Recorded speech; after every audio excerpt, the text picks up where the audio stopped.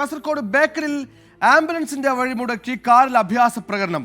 ബേക്കലിൽ നിന്ന് കാഞ്ഞങ്ങാട് വരെ 16 കിലോമീറ്റർ ദൂരമാണ് കൊടുവള്ളി സ്വദേശിയുടെ പേരിലുള്ള കാർ ആംബുലൻസിനെ വഴിമുടക്കിയത്. സംഭവത്തിൽ മോട്ടോർ വാഹന വകുപ്പ് അന്വേഷണം തുടങ്ങി.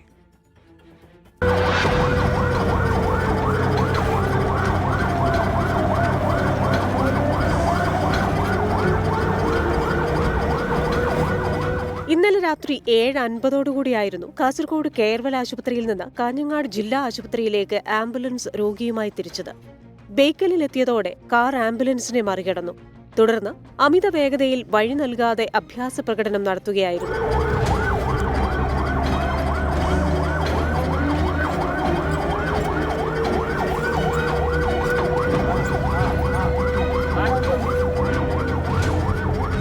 മടിയനിൽ വെച്ച് കൊടുവള്ളി സ്വദേശിയുടെ പേരിലുള്ള കാർ മറ്റൊരു കാറിനെയും ബൈക്ക് യാത്രികനെയും ഇടിച്ചു. തുടർന്ന് നിർത്താതെ ആംബുലൻസിന് മുന്നിൽ വഴി തടഞ്ഞു പോവുകയായിരുന്നു. ആംബുലൻസ് ഡ്രൈവറുടെ പരാതിയിൽ മോട്ടോർ വാഹന വകുപ്പ് അന്വേഷണം ആരംഭിച്ചു. 24 കാസർഗോഡ്.